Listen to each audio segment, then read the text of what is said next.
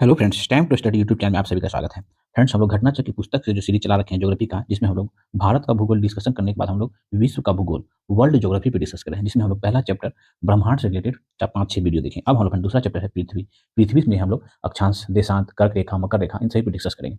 ठीक है, तो पृथ्वी में पहला चैप्टर है अक्षांश। अक्षांश रेखा से रिलेटेड आपके एग्जाम में अब तक जितने क्वेश्चन पूछे गए हैं जो घटना चक्र की पुस्तक में है, उन सभी पे हम लोग डिस्कस करने का प्रयास करेंगे। ठीक है, तो स्टार्ट करते हैं आज का पहला क्वेश्चन। इससे पहले हम लोग थोड़ा अक्षांश पे डिस्कस कर लेते हैं। सिर्फ अक्षांश में करेंगे, देशांतर पे देशांतर वाला चैप्टर डिस्कस करेंगे। ये पृथ्वी पे है ना, पृथ्वी को दो बराबर भागों में एक काल्पनिक रेखा खींची गई है, जिसे 0 डिग्री अक्षांश रेखा कहते हैं। ठीक है, इसे भूमध्य रेखा भी कहा जाता है। ये उत्तरी गोलार्ध पृथ्वी को दो बराबर भागों में बांट रहा है, एक उत्तरी गोलार्ध, एक दक्षिणी गोलार्ध में भाग रहा है। ठीक है, और इसे उत्तर की ओर जाते हुए वो 1 डिग्री 2 डिग्री करते करते ध्रुव पे जो वो 90 डिग्री हो जाता है। ठीक है, 90 डिग्री उत्तरी अक्षांश। इसी तरह दक्षिण में भी 1 डिग्री 2 डिग्री करते करते 90 डिग्री दक्षिण एक अक्षांश की ओर जाता है। ठीक है ना, तो ये 0 डिग्री अक्षांश रेखा जो है वो, है ना, क्या तो सबसे बड़ा हो जाएगा और जैसे जैसे ऊपर की ओर ध्रुव की ओर जाएगा ये छोटा होता जाएगा। ठीक है, इतना समझ लिए। तो इसी से रिलेटेड क्वेश्चन है, देखिए। एक स्थान जो सही अक्षांश स्थिति हो सकती है, अक्षांश की सही स्थिति क्या हो सकती है? तो उत्तरी अक्षांश नहीं हो सकता है, क्योंकि 90 डिग्री तक ही है ना, 91 नहीं हो जाएगा। 90 डिग्री पूर्व वाला तो कोई कंसेप्ट ही नहीं है, तो उत्तर या तो दक्षिण होगा, है ना। 91 डिग्री पश्चिम ये भी नहीं हो सकता है, तो 45 डिग्री दक्षिण अक्षांश हो सकता है ना। पृथ्वी 0 डिग्री अक्षांश रेखा, 45 डिग्री उत्तरी अक्षांश भी हो सकता है, 45 डिग्री दक्षिणी अक्षांश भी हो सकता है, तो ये ऑप्शन सी हो जाएगा। ठीक है, ध्यान रखेंगे। नेक्स्ट क्वेश्चन है फ्रेंड्स, निम्नलिखित में से कौन सा एक ग्लोब पर वृहद वृत्त नहीं है, मतलब बड़ा वृत्त नहीं बनाता है? तो हमने हर क्वेश्चन में हम लोग डिस्कस करेंगे अच्छे से। देखिए, पृथ्वी हो गया, ये 0 डिग्री अक्षांश रेखा पृथ्वी को उत्तरी गोलार्ध और दक्षिणी गोलार्ध में बराबर भागती है, और एक रेखा होती है फिर देशांतर रेखा, तो देशांतर रेखा ऐसे ऐसे करता है। इनमें से क्वेश्चन वृहद नहीं है, मतलब बड़ा रेखा नहीं है। तो फिर देखिए, विषुवत रेखा 0 डिग्री अक्षांश रेखा बड़ा हो गया ना। मुख्य देशांतर रेखा, ये जो मुख्य देशांतर रेखा हो जाता है वो भी बड़ा हो गया। 60 डिग्री पूर्वी देशांतर भी क्या ना होगा, ये भी तो बड़ा ही होगा फ्रेंड। 60 डिग्री अक्षांश रेखा, तो 60 डिग्री अक्षांश रेखा ऐसे ऐसे जाएगा, यहाँ पे 60 डिग्री होगा, तो ये बड़ा नहीं होगा फ्रेंड, और सबसे छोटा होगा ना, तो ऑप्शन डी जो है वो सही है। ठीक है, नेक्स्ट क्वेश्चन है, शून्य अक्ष अक्षांश तथा शून्य अक्ष देशांतर अवस्थित है, तो फिर वो अंटार्कटिक महासागर में अवस्थित है। देखिए पृथ्वी ये 0 डिग्री अक्षांश रेखा और 0 डिग्री देशांतर रेखा फिर जो मिलन स्थल है उसको करा है, तो वो कहाँ पे है, तो अंटार्कटिक महासागर में है। का मिलन अफ्रीका के पश्चिमी भाग पर स्थित गिनी की खाड़ी में होता है। यह खाड़ी अंटार्कटिक महासागर में स्थित है ना, ऑप्शन ये हो जाएगा। ठीक है, नेक्स्ट क्वेश्चन है, प्रधान यामोत्तर तथा विषुवत रेखा का प्रतिच्छेदन बिंदु अवस्थित है, फिर वो आंध्र महासागर में अवस्थित है, जो कि अभी हम लोग जस्ट डिस्कस किए। नेक्स्ट क्वेश्चन है फ्रेंड्स, एक विमान 30 डिग्री उत्तरी अक्षांश, ठीक है, 0 डिग्री 30 डिग्री उत्तरी अक्षांश और 50 डिग्री देशांतर से उड़ान भरता है। 50 डिग्री 0 हो गया, 50 डिग्री पूरब, तो पूरब इधर हो गया फ्रेंड, तो पूरब देशांतर से, है ना, उड़ान भरता है, इस जगह पे हुआ। तो पृथ्वी पर विपरीत सिरे पर निम्न, तो कहाँ उतरेगा? 30 डिग्री नीचे से 30 डिग्री दक्षिणी अक्षांश पे और 130 डिग्री इसके पीछे का पार्ट जो होगा फ्रेंड वो 130 डिग्री पश्चिमी देशांतर हो जाएगा, तो ऑप्शन डी हो जाएगा। पृथ्वी अतः 50 डिग्री पूर्वी देशांतर जो है फ्रेंड वो तो ठीक विपरीत, तो फिर 180 होगा इस पार्ट में, टोटल 180 इस पार्ट में, 180 माइनस 50 करेंगे तो 130 होगा, तो इसके अपोजिट साइड का ना 130 डिग्री, ये पूर्व हो गया, तो ये पश्चिम हो गया, ये उत्तर 30 डिग्री है तो दक्षिण 30 डिग्री हो जाएगा, तो ऑप्शन डी हो जाएगा। ठीक है, नेक्स्ट क्वेश्चन, निम्नलिखित नगरों में से कौन दूरस्थम उत्तर में अवस्थित है? तो फिर इनमें से दूरस्थम उत्तर में अवस्थित है, तो 0 डिग्री अक्षांश से उत्तर, तो ये रोम शहर जो है वो दूरस्थम उत्तर में अवस्थित है निम्नलिखित में से। ठीक है, बीजिंग जो चीन में पड़ता है, जो कि 39 उत्तरी अक्षांश पे है। ठीक है, नई दिल्ली जो है वो 28 डिग्री उत्तरी अक्षांश पे है ना, और न्यूयॉर्क जो है वो 40 डिग्री उत्तरी अक्षांश में है, जबकि रोम जो है 41 डिग्री उत्तरी अक्षांश में है ना, नॉर्थ। तो फ्रेंड सबसे उत्तर में रोम हो गया। नेक्स्ट क्वेश्चन है, सर्वाधिक उत्तरी दक्षिणी लंबाई सीमा वाला देश कौन सा है? तो फिर वो जो है चिली है। चिली देश का सबसे लंबा उत्तरी दक्षिण अक्षांश विस्तार है। इसका क्षेत्र लगभग 17 डिग्री दक्षिण से जो है, सॉरी साउथ से 17 डिग्री दक्षिण से 56 डिग्री दक्षिण के बीच है। तो फ्रेंड्स चिली कहाँ पड़ता है, तो वो दक्षिण अमेरिका में पड़ता है। ये दक्षिण अमेरिका का मैप देख लीजिए फ्रेंड, है ना, तो यहाँ से यहाँ तक है चिली, है ना, इस पार्ट में ये दक्षिणी गोलार्ध में पड़ता है। 17 डिग्री दक्षिणी से हो जाता है 56 डिग्री दक्षिणी तक दक्षिणी गोलार्ध। ठीक फ्रेंड्स, चिली हो जाएगा आंसर। नेक्स्ट क्वेश्चन है फ्रेंड्स, अब हम लोग फ्रेंड्स देशांतर रेखा से रिलेटेड क्वेश्चन देखते हैं। देखिए पृथ्वी हो गया, ये 0 डिग्री अक्षांश रेखा, ये जो अक्षांश रेखा होता है ये तो उत्तरी अक्षांश रेखा हो गया, ये हो गया दक्षिणी अक्षांश रेखा। ठीक है, और देशांतर रेखा फिर वो ये इस तरह होता है, 0 डिग्री तक देशांतर रेखा, ऐसे ऐसे करते करते ये 180 तक जाएगा, 180 पूर्वी देशांतर रेखा, इस तरह करते करते इधर चल जाएगा 180 पश्चिमी देशांतर रेखा। टोटल जो है 360 होता है, 180 पूर्व में, 180 पश्चिम में। ठीक है, हम लोग अक्षांश रेखा से क्वेश्चन देख लिए, हम लोग देशांतर रेखा से देखेंगे। ठीक है, स्टार्ट करते हैं। काहिरा का समय ग्रीनविच से 2 घंटा आगे है, अतः यह स्थित है। ग्रीनविच जो है वो प्रधान समय है ना, प्रधान यामोत्तर रेखा कहा जाता है, जो जहाँ से समय का निर्धारण होता है।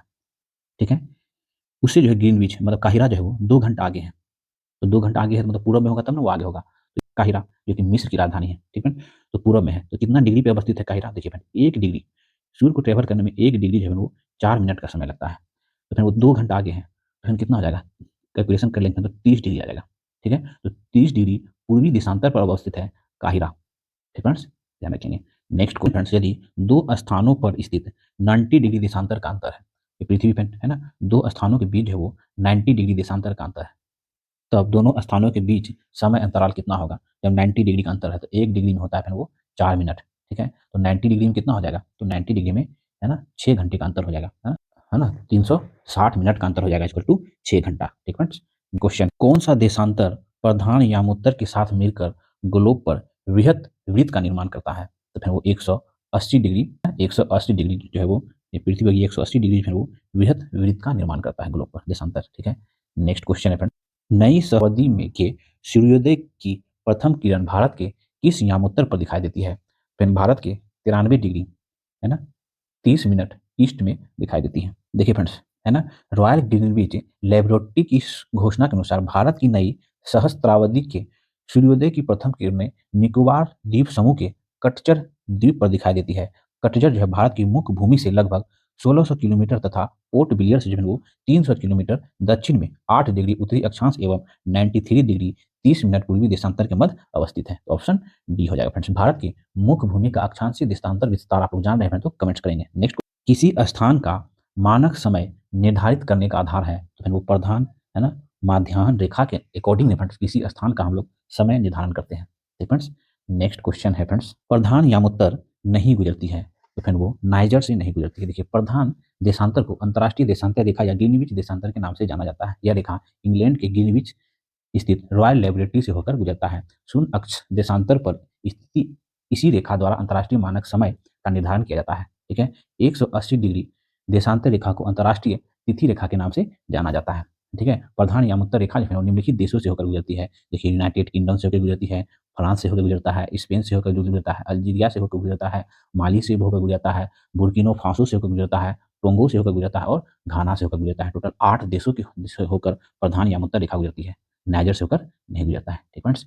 नेक्स्ट क्वेश्चन है, प्रधान यामोत्तर रेखा जो है वो गुजरती है, ठीक है, तो फिर वो किससे होकर गुजरती है? तो फिर वो अल्जीरिया से होकर गुजरती है और फ्रांस से होकर गुजरती है, ठीक है। नाइजीरिया से होकर और पुर्तगाल से होकर नहीं गुजरती है, ठीक फ्रेंड्स। हम लोग अभी जस्ट डिस्कस किए किन देशों से होकर गुजरती है, टोटल 8 देशों से होकर गुजरती है।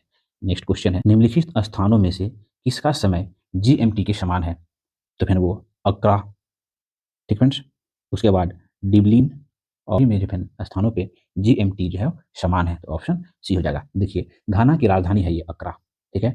आयरलैंड की राजधानी है डिम्बिन, ठीक है। और पुर्तगाल पुर्तगाल की राजधानी है लिस्बन, तीसरा नहीं होगा लिस्बन होगा, है ना, लिस्बन। तो 1 2 4, ठीक है।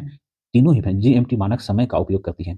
मैड्रिड स्पेन की राजधानी है जो कि 3 डिग्री, है ना, 3 डिग्री 43 मिनट पश्चिम देशांतर पर स्थित है। इसका समय जो है जीएमटी मानक समय के समान नहीं है, तो ये सभी का फ्रेंड समान है क्योंकि फिर वो प्रधान है, इस वजह से माना गया है। नेक्स्ट क्वेश्चन है फ्रेंड्स, किसी एक क्षण निम्नलिखित नगरों में से किस एक में घड़ी समय अन्य 3 नगरों के घड़ी समयों के समान नहीं है? तो फिर वो आदिस अबाब इथोपिया, ठीक है, समान नहीं है, बाकी ये तीनों का समान है। नेक्स्ट क्वेश्चन है फ्रेंड्स, ग्रीनविच की देशांतर रेखा से पूर्व या पश्चिम में स्थित होने के आधार पर निम्नलिखित देशों का मानक समय ग्रीनविच मध्य समय से या तो आगे है या पीछे है। तो उसके बाद दिया हुआ है, ग्रीनविच मध्य समय के आगे से पीछे के क्रम की दृष्टि से देशों का मानक समय निम्नलिखित में से कौन सा सही क्रम है? है ना फ्रेंड्स, 0 डिग्री सॉरी देशांतर प्रधान यामोत्तर रेखा से पूर्व की ओर आगे से या पीछे से, है ना, मतलब कौन है? जैसे पृथ्वी हो गया, ये 0 डिग्री देशांतर रेखा, मतलब क्रम में कितना डिग्री पे कौन आगे है ना? ये पूछा जा रहा है, चाहे वो पूर्व पूरब में हो या पश्चिम में हो। तो फिर देख लेते हैं, इनमें से सबसे आगे हो जाता है जापान, ठीक है, इस पार्ट में। उसके बाद हो जाता है फिर क्यूबा, सॉरी उसके बाद हो जाता है इराक, उसके बाद हो जाता है फिर ग्रीस, उसके बाद हो जाता है क्यूबा, उसके बाद हो जाता है कोस्टा। तो फिर जो कितना हो जाएगा? 5 3 2 1 4, ऑप्शन नंबर ए हो जाएगा, ठीक फ्रेंड्स। नेक्स्ट क्वेश्चन है, अंतर्राष्ट्रीय दिनांक रेखा खींची जाती है वो प्रशांत महासागर से होकर। अंतर्राष्ट्रीय तिथि रेखा पृथ्वी पर एक ऐसी प्रतिबिंब रेखा है होती है जो क्रमागत कैलेंडर दिनों को अलग करती है। या ग्रीनविच से 180 डिग्री विपरीत दिशा में प्रशांत महासागर से होकर गुजरती है, ठीक फ्रेंड्स। नेक्स्ट क्वेश्चन है, ग्लोब पर 2 स्थानों के बीच न्यूनतम दूरी नहीं होती है तो अंतर्राष्ट्रीय तिथि रेखा पर, ठीक है। अंतर्राष्ट्रीय तिथि रेखा को छोड़कर बाकी सभी रेखा नियत स्थान से होकर गुजरती है, जबकि अंतर्राष्ट्रीय तिथि रेखा को जो है वो 8 स्थानों पर मोड़ दिया जाता है, ताकि एक ही स्थान पर स्थिति को लेकर मतभेद की स्थिति न हो सके। ठीक है, जैसे कि अलास्का के पास मोड़ दिया गया और दोनों स्थानों के बीच की दूरी घट बढ़ जाती है। अतः ग्लोब पर दो स्थानों के बीच न्यूनतम दूरी जो है वो अंतर्राष्ट्रीय तिथि रेखा पर नहीं होती है। ठीक फ्रेंड्स, नेक्स्ट क्वेश्चन है, निम्नलिखित में से कौन सा एक जल डमरू मध्य अंतर्राष्ट्रीय तिथि रेखा के सर्वाधिक निकट है? वो बेरिंग जल डमरू मठ, देखिए वो बेरिंग जल डमरू मठ जो है वो है ना अंतर्राष्ट्रीय तिथि रेखा के सर्वाधिक निकट है, जो कि अलास्का और रसिया के मध्य है। ये रसिया हो जाता है फ्रेंड इधर, है ना, ये अलास्का, ये बेरिंग जल डमरू मठ देख रहे हो अलास्का के सर्वाधिक नजदीक है बेरिंग जल डमरू मठ। नेक्स्ट क्वेश्चन है फ्रेंड्स, किसी जहाज को सबसे कम समय में एक स्थान से दूसरे स्थान तक जाने के लिए निम्नलिखित में से किसे मार्ग बदलना चाहिए? है ना, वो देशांतर का मार्ग बदलना चाहिए। किसी जहाज को एक स्थान से दूसरे स्थान तक कम समय में पहुंचने के लिए यात्रा देशांतर के सापेक्ष करनी चाहिए। ठीक है, करनी होगी। नेक्स्ट क्वेश्चन है फ्रेंड, निम्न में से कौन सा एक समय की प्रकृति इकाई नहीं है? तो फिर वो मानक समय। देखिए प्रश्नानुसार दिए गए विकल्प में मानक समय का निर्धारण कृत्रिम रूप से किया गया है। उदाहरण के लिए 0 डिग्री देशांतर रेखा प्रधान यामोत्तर रेखा के रूप में निर्धारित किया गया है फ्रेंड्स, ये आप लोग जान रहे होंगे। इसी प्रकार 82.5 डिग्री पूर्व में भारत का प्रधान यामोत्तर रेखा है, निर्धारित की गई है, जबकि उष्णकटिबंधीय वर्ष, है ना, उष्णकटिबंधीय वर्ष हो गया, चंद्रमास हो गया, है ना फ्रेंड्स, ये दिवस दिन हो गया, क्या प्राकृतिक इकाई है।